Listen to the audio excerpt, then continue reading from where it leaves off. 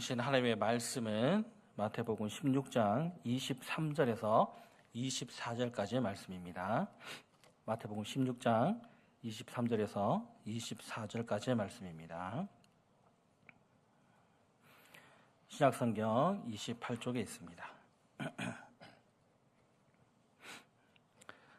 제가 봉독해 드리도록 하겠습니다. 예수께서 돌이키시며 베드로에게 이르되 사탄아 내 뒤로 물러가라. 너는 나를 넘어지게 하는 자로다. 내가 하나님의 일을 생각하지 아니하고 도리어 사람의 일을 생각하는도다 하시고, 이에 예수께서 제자들에게 이르시되 누구든지 나를 따라오려거든 자기를 부인하고 자기 십자가를 지고 나를 따를 것이니라. 아멘. 네, 제가 부임하고 이 본당에서 첫 설교를 수요 예배로 드리게 됐습니다. 저에게는 조금 이상한 버릇이 있습니다. 긴장을 하면 이 가래가 좀 생기는 이 이상한 버릇이 있습니다. 그래서 어떤 분들은 제가 목이 안 좋으신 줄 알고 도라지 가루를 막 주시곤 하는데, 특이하게 이렇게 예배 인도할 때 긴장이 되면 이렇게 가래가 좀 올라오는 것입니다. 곧 괜찮아집니다. 설교하면 금방 가라앉더라고요. 설교하기 직전까지 계속 긴장하다 보니까 희한하게 어떤 분들은 소변이 마렵기도 한데, 저는 희한하게 이제 가래가 좀 이게 생기는 이상한 체질입니다. 여러분 조금 이해해 주시고 제가 혹여나 기침을 자주 하더라도 긴장하셨구나 이렇게 이해해 주시면 감사하겠습니다. 네, 오늘 본문은 베드로가 예수님에게 혼나는 장면입니다. 그냥 혼나는 것이 아니라 아주 크게 혼이 나고 있습니다. 베드로에게, 자기 제자에게 사탄아라고 말하면서 혼내는 장면입니다. 여러분, 이 장면은 잘 아시는 장면입니다. 그런데 우리는 예수님이 이후에 무슨 일을 하실지 다 알고 있기 때문에 이 베드로가 혼나는 이유를 알고 있습니다. 그런데 예수님이 무슨 일을 하실지 아무것도 모르는 상황에서 정말 우리가 상식적으로 이 장면만 딱 본다면은 사실 우리는 좀 이해하기 힘듭니다.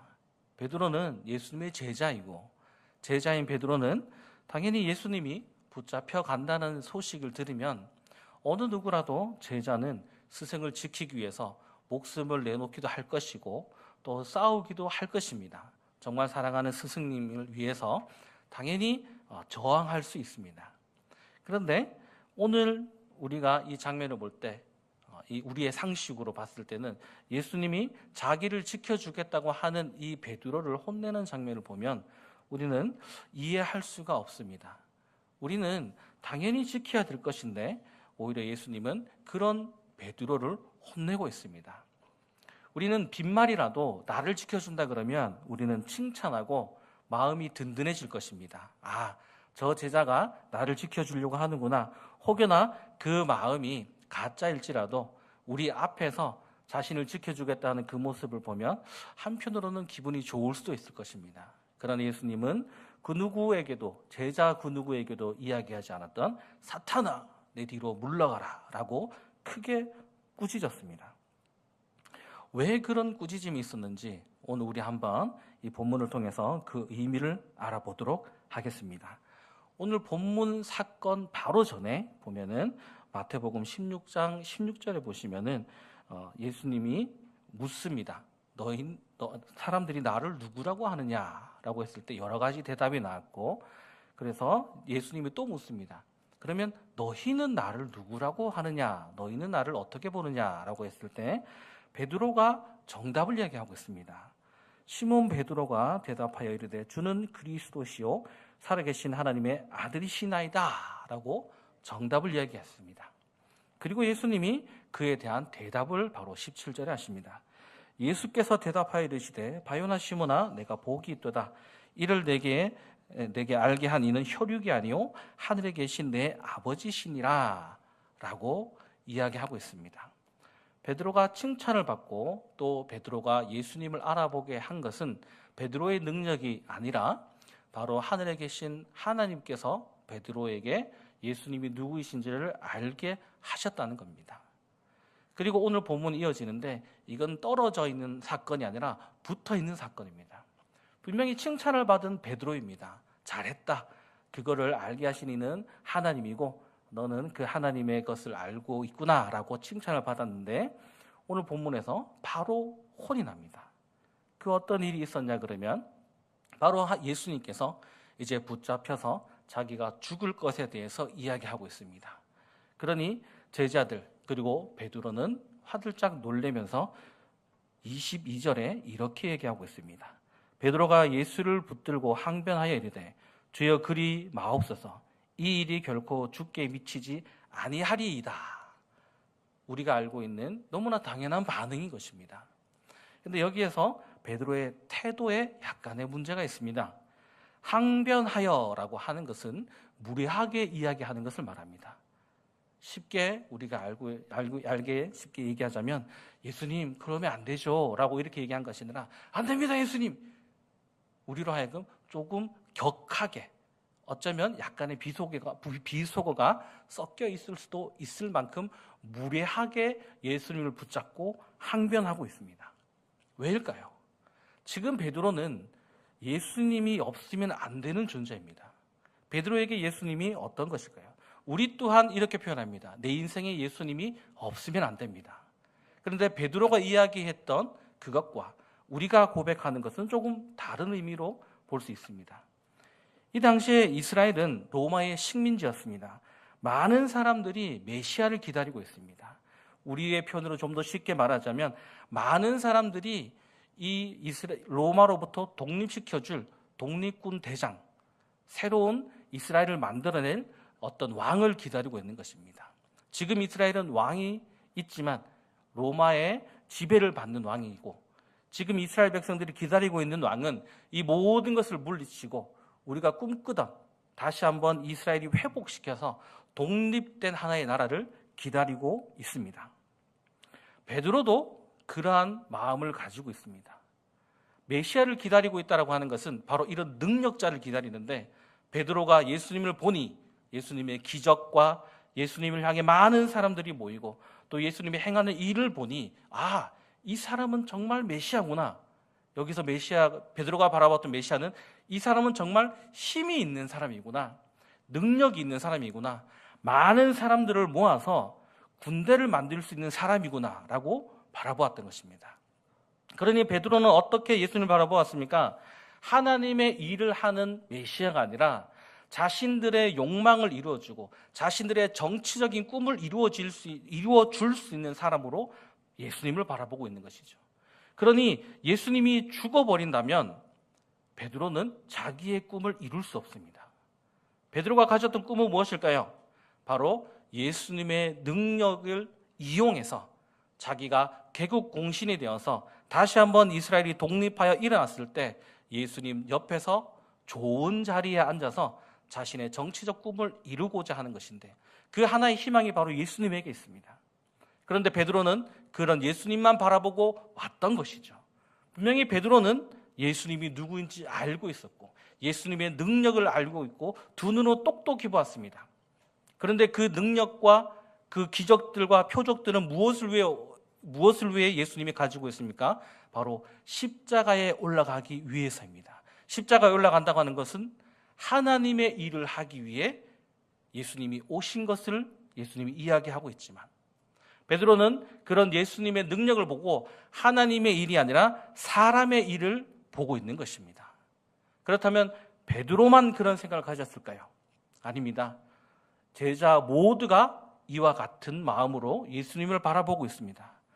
마가복음에 여러분 잘 알다시피 10장 35절에서 41절의 이야기를 보면 세베대의 아들 야고보와 요한이 예수님한테 가서 이렇게 얘기합니다. 우리를 좌편과 우편에 앉게 해주십시오 라고 얘기하는데 그 이야기를 듣고 10 제자가 화를 내며 다투는 모습이 나옵니다. 제자들은 여기서만 다툰 게 아닙니다. 성경 전체에 사복음서를 보면 제자들은 항상 다툴 때 누가 크냐 누가 작으냐를 가지고 싸우고 있습니다. 우리로 얘기하면 누가 예수님을 위해서 더 많은 일을 했느냐를 가지고 싸웁니다. 왜 그런 싸움이 일어날까요? 그들 모두가 예수님을 바라보았을 때 하나님의 일로 바라본 것이 아니라 사람의 일로 바라보았습니다. 그러니 예수님이 힘을 가져야 되고 예수님이 어떤 일을 할 때마다 옆에서 더 많은 점수를 따야 되는 것이죠. 점수를 많이 따서 더 큰 자리에 올라가고자 싸우고 있는 것이 바로 예수님의 제자들의 모습입니다. 그러니 베드로는 예수님에게 항변하다라고 하는 그 말이 무례하게 항변할 수밖에 없습니다. 왜 격분할까요? 우리는 어떨 때 격분하고 짜증이 날까요? 내가 계획했던 것이 제대로 되지 않을 때 우리는 격분할 수 있습니다. 베드로가 우리가 이 글자로 보았을 때, 이 성경에 보았을 때 우리는 상식적으로 아니 제자니까 당연히 저렇게 격하게 반응하겠지. 하지만 이 배경을 놓고 바라보자면 베드로의 그 항변함이 자기가 계산했던 것과 틀어지는 것입니다. 하나님의 일과 인간의 일이 맞지 않았기에 틀어졌습니다. 그러기에 베드로는 항변하고 소리치고 예수님을 붙잡고 자신의 꿈을 위해서 예수님의 능력을 이용하고자 하는 것입니다.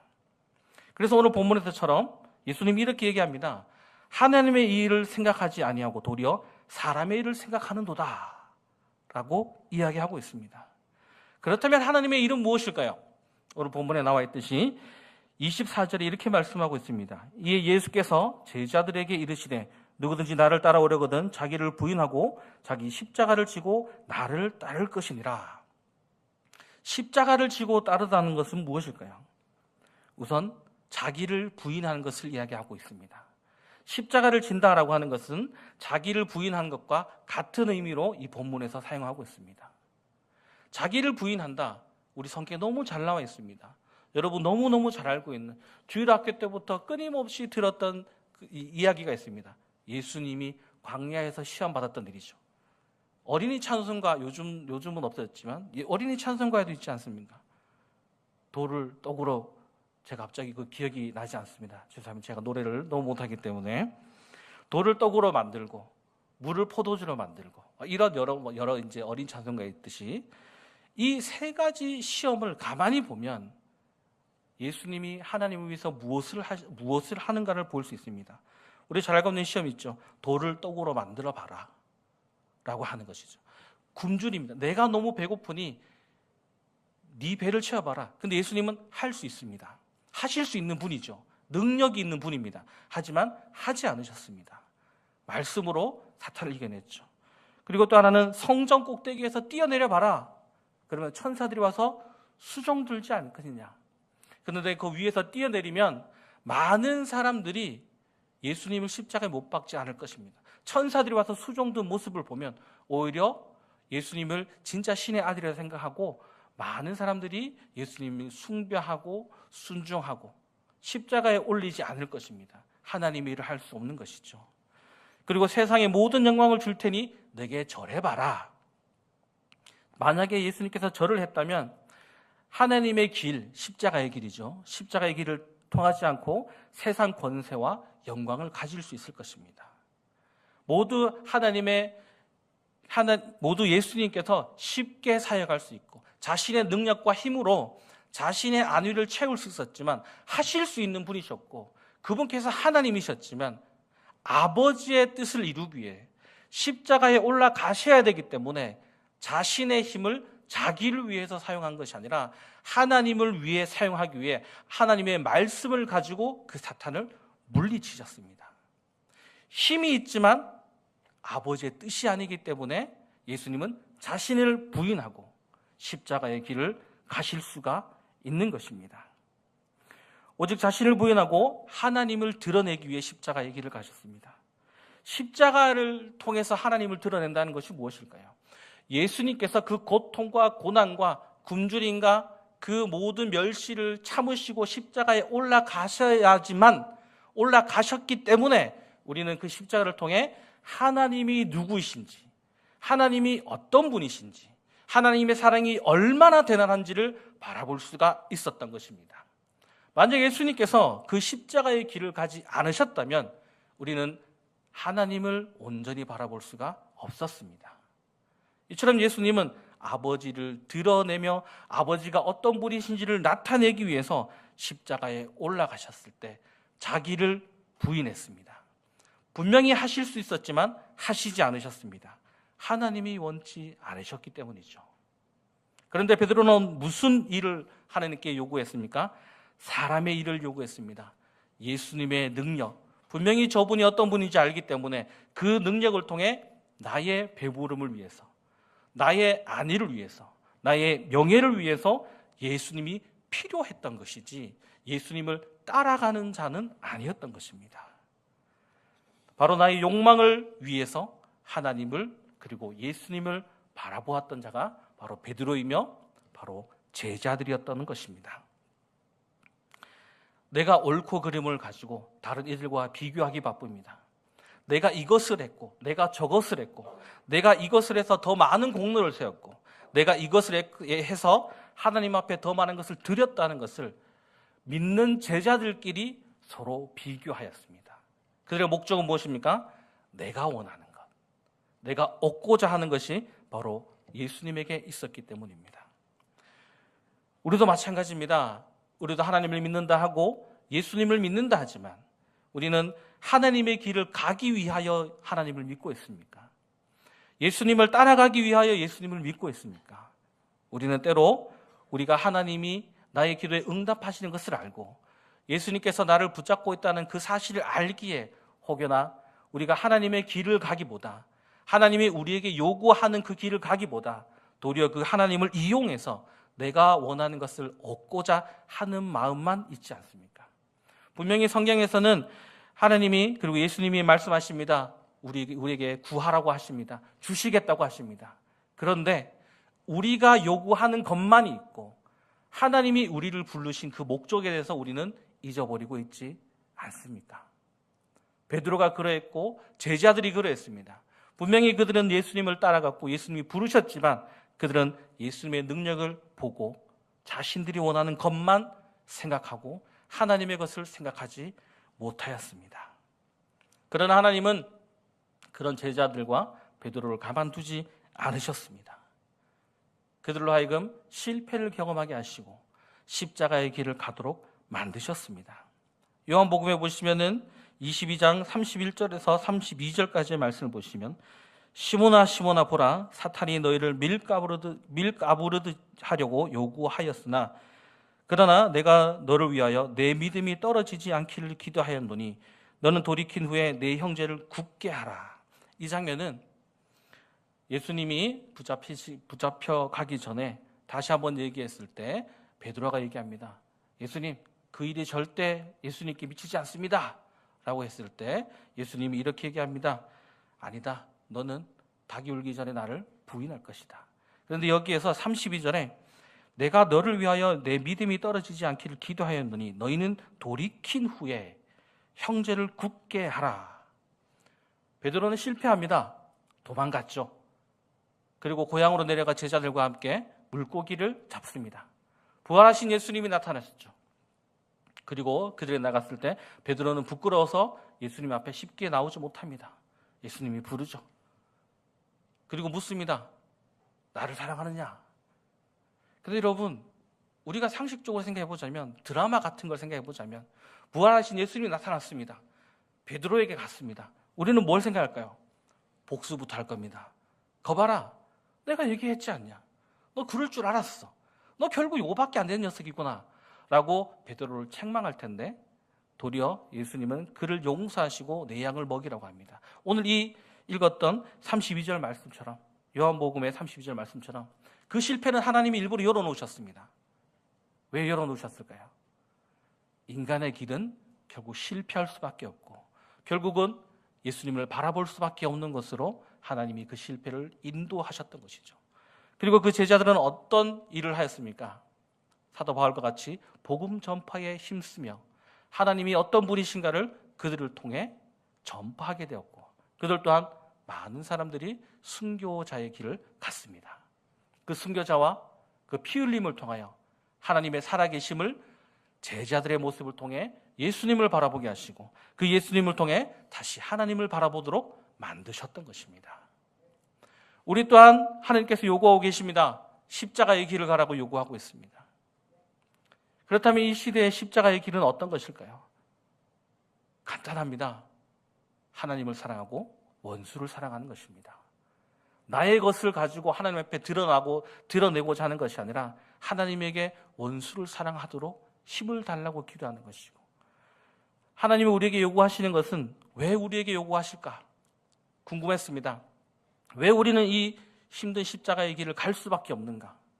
그저 나는 편안하게 하나님 살아계시는 거 잘 믿을 테니 그저 나에게 많은 복을 주시면 되겠지만 왜 하나님은 우리로 하여금 십자가의 길을 요구하실까요? 예수님이 십자가에 돌아가실 때 마지막으로 하셨던 말씀이 있습니다. 다 이루었다. 이것은 내가 샀다.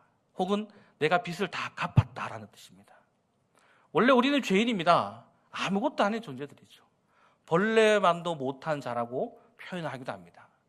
그런 아무런 가치 없는 자가 예수님의 십자가로 우리를 사버리셨답니다. 그러면 가치 없던 우리가 갑자기 예수님의 값어치의 사람이 되어버린 것이죠. 우리를 자녀 삼으신 것입니다.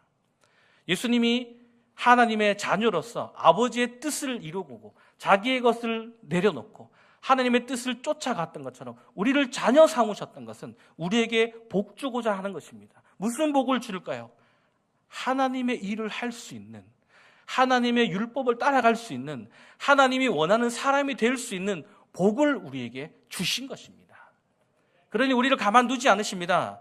자녀 삼으셨기 때문에 우리가 예수님의 값어치가 된 것처럼 예수님이 하신 일을 할 수 있도록 베드로에게 실패를 허락하시고 그 실패를 통하여 도리어 많은 복음을 전파하고 온전히 일어서서 예수님을 똑바로 바라볼 수 있었던 것처럼 우리의 신분과 가치를 높여나가실 것입니다.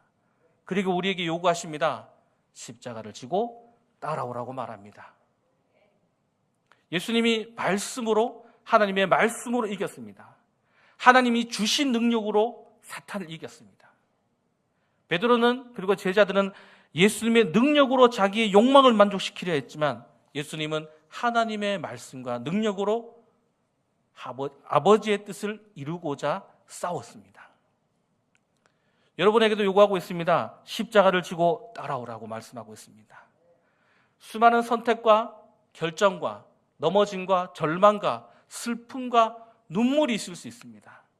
그럴 때마다 우리가 요구해야 될 것은 이것을 이겨낼 수 있는 힘을 주시고 이 고통과 고난을 통하여서 내가 하나님을 드러낼 수 있는 사람이 될 수 있다고, 저 나에게 눈물을 흘리는 저들을 용서할 수 있는 능력을 우리에게 주십사 기도해야 될 것이고, 나를 향하여 다가오는 저 원수를 향해 내가 아버지의 말씀을 실천할 수 있도록 저들을 사랑할 수 있는 힘을 주십사 우리는 아버지께 간구해야 될 것입니다. 우리가 세속적인 것으로 잘 먹고 잘 사는 메시아가 아니라 아버지의 뜻을 이루었던 그 메시아를 우리가 믿고 이 자리에 앉아 우리의 기도에 응답하시는 하나님을 매일매일 바라볼 때마다 하나님의 살아계심을 발견할 때마다 우리는 하루하루 살아갈 때마다 하나님이 원하시는 하나님의 자녀들의 모습으로서 우리가 십자가의 시선으로 이 세상을 바라보셔야 되는 것입니다. 그럴 때 여러분의 삶을 통하여 하나님이 어떤 분이신가가 드러나게 되는 것입니다. 예수님의 십자가와 그 희생을 통하여 하나님이 이 세상을 얼마나 사랑하시는지를 보였던 것처럼 우리가 저 원수들을 향해 우리의 것을 내려놓고 하나님의 것을 실천할 때 저 원수들에게 하나님이 어떤 분이시며 교회를 다니는 사람이 어떤 성품을 가지며 또 예수를 믿는다고 하는 사람이 어떤 삶을 살아가는가, 우리만 잘 살아가는 것이 아니라 우리의 삶이 죽어질 때 그들을 향해 하나님의 살아계심이 우리 인생을 통하여 드러나게 되는 것입니다. 그럴 때에 우리는 십자가의 길을 갈 수가 있는 것입니다. 오늘 본문의 그 말씀을 다시 한번 생각하며 우리는 하나님의 일을 생각하고 계십니까? 사람의 일을 생각하고 계십니까? 우리는 하나님을 어떠한 신으로 바라보고 있습니까? 내 소원을 들어줄 수 있는 살아계신 신입니까? 살아계신 신이기 때문에 내가 하나님의 사람이 될 수 있는 능력을 가진 자라는 것을 발견하게 되는 것입니까? 우리 모두는 하나님께 기도할 수 있는 자이기에, 우리는 위기 순간에 예수의 이름을 외칠 수 있는 자기에 우리 모두는 십자가를 지고 살아갈 수 있는 귀한 자녀의 모습이 되었습니다. 여러분 모두 우리가 살아갈 때 매일매일 하나님의 것을 바라보며 십자가를 바라볼 때에 나의 욕망을 내려놓고 하나님의 것을 실천하며 하나님이 원하시는 백성이 되며 자녀가 되어지는 귀한 삶을 살아가시기를 간절히 소원합니다.